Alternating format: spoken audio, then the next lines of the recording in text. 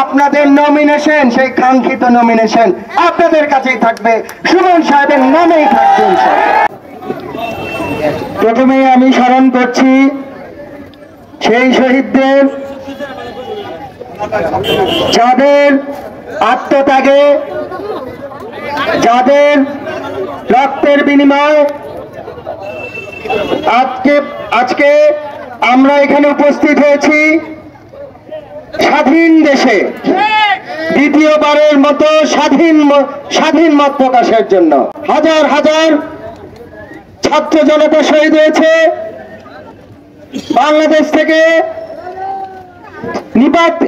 বাংলাদেশ থেকে দূর হয়েছে পৃথিবীর সবচেয়ে নিকৃষ্ট স্বৈর শাসকের।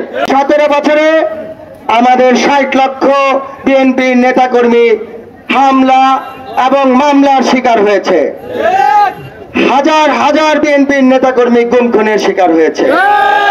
লক্ষ লক্ষ বিএনপির নেতাকর্মী নিঃস্ব হয়েছে। এরই ধারাবাহিকতায় ছাত্র জনতার গণ বিপ্লবে এই ফ্যাসিস্ট স্বৈর শাসকের পতন হয়েছে। প্রায় 600-র উপরে ছাত্র জনতা অন্ধ হয়ে গেছে। 40,000 গুলিবিদ্ধ হয়েছে। কয়েক হাজার পঙ্গু হয়ে গেছে। এত আত্মত্যাগের বিনিময়ে আমাদের এই দ্বিতীয় স্বাধীনতা, এর মূল্য কত বেশি, জনগণ তার নাম দিয়েছে দ্বিতীয় স্বাধীনতা। প্রথম স্বাধীনতা যার ঘোষক শহীদ প্রেসিডেন্ট জিয়াউর রহমান রণাঙ্গনে অস্ত্র নিয়ে যুদ্ধে ঝাঁপিয়ে পড়ে মুক্তি বাহিনী গঠন করে এদেশকে মুক্ত করেছিলেন। শহীদ প্রেসিডেন্ট জিয়াউর রহমান দেখেছিলেন স্বাধীনতার পরেই চলছে বাংলাদেশ, তাই তিনি চিন্তা করলেন স্বাধীনতা রক্ষার যেমন কঠিন, তেমনি গণতন্ত্র রক্ষা আরো বেশি কঠিন। তাই তিনি আবার সেই মুক্তি বাহিনীর মতো গঠন করলেন গণতন্ত্র মুক্তি বাহিনী। সেই গণতন্ত্র মুক্তি বাহিনীর মাধ্যমে শহীদ প্রেসিডেন্ট জিয়াউর রহমান বাংলাদেশে বহুদলীয় গণতন্ত্র প্রতিষ্ঠা করেছিল। সেই বহুদলীয় গণতন্ত্র ধ্বংস করে দিয়েছে সেই বহুদলীয় গণতন্ত্র, জনগণের কাঙ্ক্ষিত সেই গণতন্ত্র। এবং তৃতীয়বারের মতো আবার বাংলাদেশের সেই বহুদলীয় গণতন্ত্র ফিরিয়ে এনেছিলেন গণতন্ত্রের মা। সেই গণতন্ত্রকে হত্যা করেছে এই ফ্যাসিস্ট শেখ হাসিনা, আওয়ামী লীগের সরকার। হাসিনা কিন্তু বাংলাদেশে এসেছিল শহীদ প্রেসিডেন্ট জিয়াউর রহমানের হাত ধরে। শহীদ প্রেসিডেন্ট জিয়াউর রহমান ডেকে এনে এখানে রাজনীতি করার সুযোগ দিয়েছিল এবং প্রতিষ্ঠিত করেছিল। আওয়ামী লীগের দ্বিতীয় জন্ম হয়েছে শহীদ প্রেসিডেন্ট জিয়াউর রহমানের হাত ধরে এবং বিএনপির মাধ্যমে সেই বিএনপিকে ধ্বংস করার ষড়যন্ত্র করেছিল এই শেখ হাসিনা। ওই যে বলে না, যেই পাতে খায় সেই পাতে। গণতন্ত্রের মা দেশনেত্রী বেগম খালেদা জিয়ার সেই কঠিন নেতৃত্বে যখন সেই স্বৈর শাসকের বিদ নড়বড় হয়ে যায়, তখনই ষড়যন্ত্র গণতন্ত্রের মার বিরুদ্ধে। গণতন্ত্রের মাকে মিথ্যা মামলা, ফরমায়েশি রায় দিয়ে বন্দি করে রাখে বছরের পর বছর এবং স্লো পয়জন দিয়ে নেত্রীকে হত্যার উদ্দেশ্যে অসুস্থ করে তোলে এবং সেই অসুস্থ নেত্রীকে মুক্তি দেয়নি। সেটা গণতান্ত্রিক অধিকার একজন বাংলাদেশের নাগরিকের, একজন সাবেক প্রধানমন্ত্রী। কিন্তু তারপরেও গণতন্ত্রের মা এদেশে চিকিৎসার সেই সুযোগ পাননি, কারণ এই সরকার বঞ্চিত করেছে। একটি উদ্দেশ্য গণতন্ত্রের মাকে হত্যা করা। সরকারের যখন দেখেছে তার পায়ের নিচে মাটি নেই, সেই ফ্যাসিস্ট সরকার সেই গণতন্ত্রের মুক্তির যোদ্ধা দেশনায়ক তারেক রহমানের বিরুদ্ধে সেই একই ষড়যন্ত্র শুরু করে দিয়েছিল। একের পর এক মামলা, ষড়যন্ত্রমূলক ফরমায়েশি রায় দিয়ে দেশনায়ক তারেক রহমানকে বাংলাদেশে যাতে ফিরতে না পারে সব ব্যবস্থা করে রেখেছে। কিন্তু দেশনায়ক তারেক রহমান পিছে হটেনি, 1 ইঞ্চিও পিছে হটেনি। দিন রাত পরিশ্রম করে দলকে এবং এই আন্দোলন সংগ্রামকে এগিয়ে নিয়ে গেছে এবং ছাত্র জনতার বিপ্লবের সেই স্বৈর শাসনের পতন পর্যন্ত নেতৃত্ব দিয়ে সফল করে গেছে এই সংগ্রামকে এবং সংগ্রাম সফল হয়েছে। এবং গণবিপ্লব সংগঠিত হয়েছে এবং সফল হয়েছে দেশনায়ক তারেক রহমানের নেতৃত্বে এবং ছাত্র জনতার আন্দোলনের মুখে। কোথায় গেছে সেই স্বৈর শাসক শেখ হাসিনা? লক্ষ লক্ষ সন্ত্রাসী, লক্ষ লক্ষ দুর্নীতিবাজ, লক্ষ লক্ষ চোর, লক্ষ লক্ষ বাংলাদেশ বিরোধী সেই আওয়ামী লীগের দোসরদের ফেলে রেখে তাদের নেত্রী কিন্তু পালিয়ে তার স্বামীর ঘরে চলে গেছে।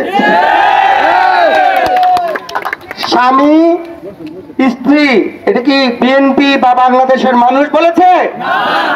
আওয়ামী লীগের পররাষ্ট্র মন্ত্রী বলেছে বাংলাদেশ ভারত নাকি স্বামী স্ত্রী। এই অবৈধ সম্পর্ককে বাংলাদেশের মানুষ গ্রহণ করেনি, করবেও না। এই আমরা ধিক্কার জানাই সেই ভারতের চোখ শেখ হাসিনা, সেই সমস্ত ষড়যন্ত্রকে ধিক্কার জানাই, ভারতের সেই ষড়যন্ত্রকে। এই ভারত সেই অবৈধ সরকারকে সমর্থন দিয়েছে এবং টিকিয়ে রেখেছে জনগণের বিরুদ্ধে। আজকে যখন ব্যর্থ হয়েছে ভারত, তখন জনগণের বিরুদ্ধে একের পর এক সেই প্রতিশোধমূলক বাঁধ খুলে দিয়েছে। বন্যার পানিতে ভাসিয়ে যাচ্ছে বাংলাদেশ, একের পর এক ষড়যন্ত্র। সংখ্যালঘুদের উপরে নাকি হামলা, সংখ্যালঘুদের উপরে নাকি নির্যাতন। আরে ভাই, বাংলাদেশে তো কোনো সংখ্যালঘুই নাই, বাংলাদেশে সব আমাদের ভাই বোন থাকে, বাংলাদেশে থাকে শুধু বাংলাদেশিরা। যদি সংখ্যালঘু নির্যাতন হয় সারা বিশ্ব জানে সেটা হয় ভারতে। বাংলাদেশ হচ্ছে সম্প্রীতির দেশ, একসাথে মিলেমিশে থাকার দেশ। বাংলাদেশের মুসলমানরা, বাংলাদেশের সব ধর্ম মিলে সংখ্যালঘু এবং তাদের গির্জা মন্দির পাহারা দিয়েছে না? সুতরাং এই ষড়যন্ত্র যখন সফল হয়নি, তখন পানি ছেড়ে বন্যায় ভাসিয়ে দিয়েছে বাংলাদেশ। কই তখন হিন্দু যে ভেসে যাবে, হিন্দুর ঘর মন্দির ভেসে যাবে, ভারত তো এটা দেখে নাই, দেখেছে? দেখেনি।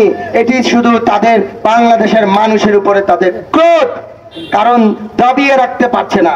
যেভাবে এই সরকারের মাধ্যমে বাংলাদেশের সমস্ত অর্থনীতি ধ্বংস করে দিয়েছে, শিক্ষা ব্যবস্থা ধ্বংস করে দিয়েছে, বাংলাদেশের ধর্ম ধ্বংস করে দিয়েছে, বাংলাদেশের স্বাস্থ্য ব্যবস্থাকে ধ্বংস করে দিয়েছে, বাংলাদেশের প্রতিটা প্রতিষ্ঠানকে ধ্বংস করে দিয়েছে। এগুলি সব ইনশাল্লাহ আমরা আবার গড়ে তুলব। বাংলাদেশের এই মাটিতে বাংলাদেশ জাতীয়তাবাদী দলের ভারপ্রাপ্ত চেয়ারম্যান দেশনায়ক তারেক রহমানকে বাংলাদেশে এনে বাংলাদেশের এই মাটি আবার পবিত্র করব এবং বাংলাদেশের এই সমস্ত ক্ষতি আমরা পুষিয়ে একটি সমৃদ্ধ এবং একটি উন্নত বাংলাদেশ বিশ্বের বুকে, বিশ্বের দরবারে আমরা দাঁড় করাবো ইনশাআল্লাহ। আমি আপনাদেরকে একটি কথা বলতে চাই, দুঃখের সাথে এবং নিন্দা জানাই, ধিক্কার জানাই যারা আজকে এই সুযোগে চাঁদাবাজি করছে, যারা সুযোগে মানুষের দোকানপাট, ব্যবসা বাণিজ্য, ঘর বাড়ি এবং মানুষের উপরে হামলা করছে, চাঁদাবাজি করছে, তাদেরকে ধিক্কার জানাই এবং আপনাদেরকে বলছি আপনারা ঐক্যবদ্ধভাবে মোকাবেলা করবেন, এই চাঁদাবাজদের উৎখাত করবেন, এই সন্ত্রাসীদের উৎখাত করবেন। একটি পশু শক্তির বিদায় করে আরেকটি পশু শক্তির জায়গা বাংলাদেশের আড়াইহাজারের মাটিতে হবে না। আমরা সতর্ক করে দিতে চাই সেই চাঁদাবাজ সন্ত্রাসীদের, আর যদি বাংলা আড়াইহাজারের মাটিতে একটি চাঁদাবাজ, একটি ব্যক্তি সে যে ধরনের হোক, যে ধর্মের হোক, তারা উপরে আক্রমণ হয়, চাঁদাবাজি হয়, তাহলে আমরা দাঁত ভাঙা জবাব দেব। আপনারা আমাদের খবর দিবেন, আমরা সবাই ঐক্যবদ্ধ হয়ে তাদেরকে রুখে দেব।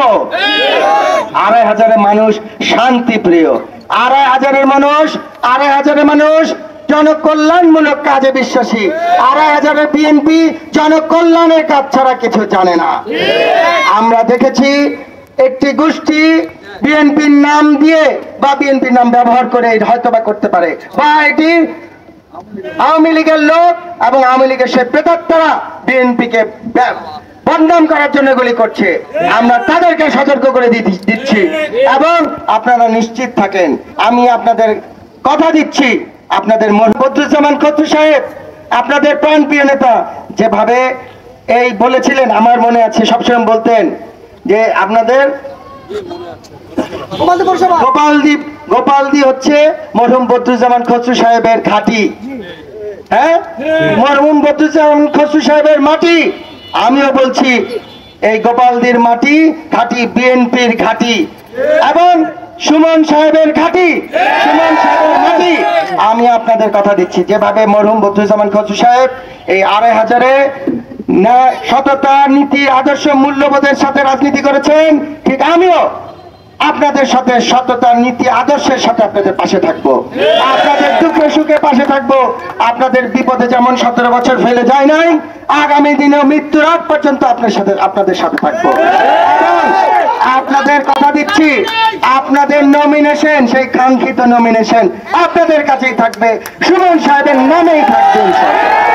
সুমন সাহেবের নমিনেশন ইনশাল্লাহ কোন চাঁদাবাজ, কোন সন্ত্রাসী, দুর্নীতিবাজ কেড়ে নিবে তার বুকের পাটার সাহস নাই। চ্যালেঞ্জ করলাম, ইনশাল্লাহ কেউ নিতে পারবে না।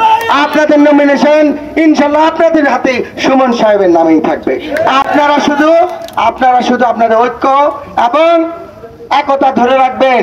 আমরা প্রত্যেকে ২৫০০ একটি পরিবার, প্রত্যেকের পাশে থাকবো, বিপদ আপদে থাকবো, যাতে কেউ কোনো সমস্যা না পড়ে। আমরা ঐক্যবদ্ধভাবে মোকাবেলা করব। যেগুলো ধ্বংস করে গেছে ২৫০০-এ এমন শিক্ষার ব্যবস্থা করব, ২৫০০-এর মানুষ শুধু ২৫০০-এর শাসন করবে না, বাংলাদেশ শাসন করতে পারবে। ২৫০০-এর চিকিৎসা ব্যবস্থা ইনশাল্লাহ এমন পর্যায়ে নিয়ে যাব, আমাদেরকে যেমন ভারতের চোখ স্বৈর শাসক বলেছিল, আপনারা ভারতে যে চিকিৎসা নেন, ধিক্কার জানাই সেই বক্তব্যের একটা রাষ্ট্রপ্রধান বলে ভারতে যে চিকিৎসা নেন। আমি আপনাদের কথা দিচ্ছি, ভারত থেকে প্রয়োজনে ২৫০০ আসবে চিকিৎসা নিতে। আন্তর্জাতিক মানের চিকিৎসার ব্যবস্থা ২৫০০ মানুষের জন্য, এবং বিএনপি বাংলাদেশে সেটা ইনশাল্লাহ প্রতিষ্ঠিত করবে। শিক্ষা ব্যবস্থা করব, চিকিৎসা ব্যবস্থা করব, যত প্রতিষ্ঠান সরকারের সেবা খাতের সেবামূলক প্রতিষ্ঠান এই স্বৈর শাসক ধ্বংস করেছে, আমরা সেগুলোকে আন্তর্জাতিক পর্যায়ে নিয়ে যাব, আন্তর্জাতিক মানে নিয়ে যাব। সেই প্রতিষ্ঠানের মাধ্যমে ২৫০০-এর মানুষকে সর্বোচ্চ সেবা দিব এবং সর্বোচ্চ শান্তিতে থাকবে ২৫০০। এবং ২৫০০ হবে সারা বাংলাদেশের জন্য একটি রোল মডেল, বলবে ২৫০০ থেকে শেখো। এইটা ইনশাল্লাহ আপনাদেরকে বলতে আপনারা শুনবেন, এই কৃতজ্ঞতা, এই সম্মান আপনারা অধিকারী হবেন ইনশাল্লাহ। বাংলাদেশ জিন্দাবাদ, বাংলাদেশ জাতীয়তাবাদী দল জিন্দাবাদ।